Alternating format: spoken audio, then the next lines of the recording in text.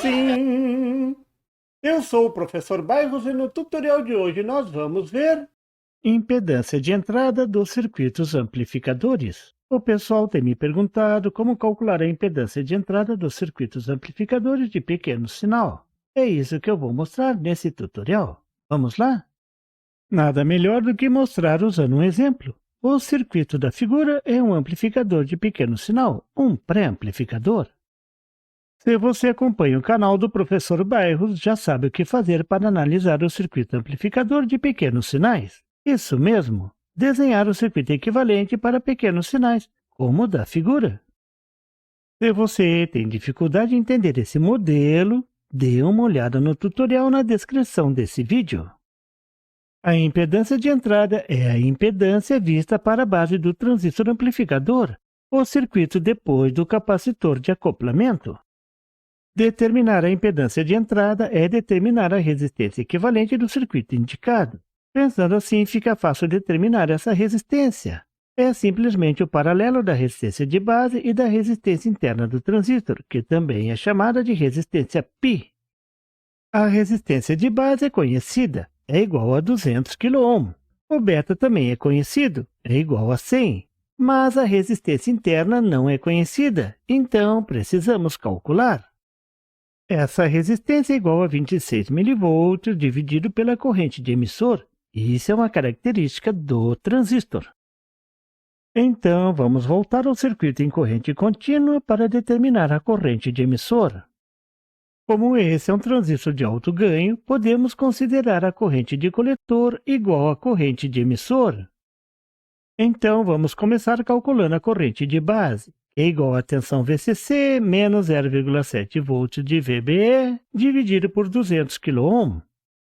Calculando, a corrente de base é igual a 0,0715 mA, uma corrente bem baixinha. A corrente de coletor é igual a beta vezes a corrente de base. Substituindo os valores e calculando, a corrente de coletor é igual a 7,15 mA. Então, essa vai ser a corrente de emissor.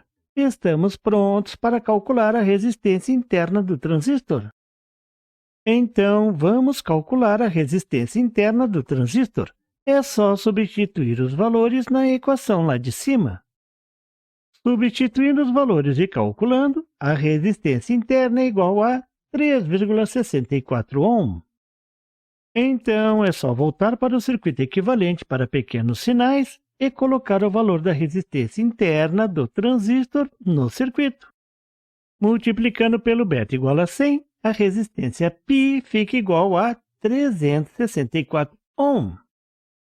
O paralelo da resistência de base e da resistência interna do transistor não precisa nem calcular na íntegra. A resistência interna é muito menor do que a resistência de base. Então, a impedância de entrada é dada essencialmente pela resistência interna do transistor, que é muito baixa, 364 Ω. É uma impedância muito baixa. Uma forma simples de aumentar essa impedância é colocar uma resistência de emissor.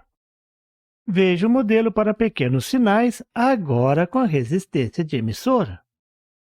A melhor forma de analisar esse circuito, olhando pela entrada, é usar a técnica da resistência de emissor refletida na base.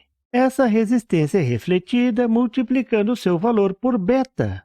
Se o beta for igual ou maior do que 100, é o caso desse circuito.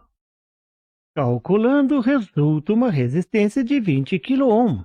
Essa resistência deverá ser somada à resistência interna do transistor para o cálculo da impedância de entrada. Substituindo os valores e calculando a impedância de entrada, fica igual a 18 kΩ, um valor bem mais alto do que os 364 Ω calculados antes.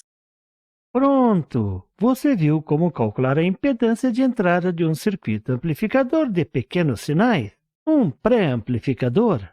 E por favor, se você não é inscrito, se inscreva e marque o sininho para receber as notificações do canal.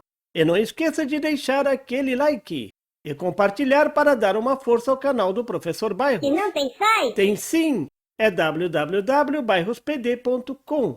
Lá você encontra o PDF e tutoriais sobre esse e outros assuntos da eletrônica. E fique atento ao canal do Professor Bairros para mais tutoriais sobre eletrônica. Até lá!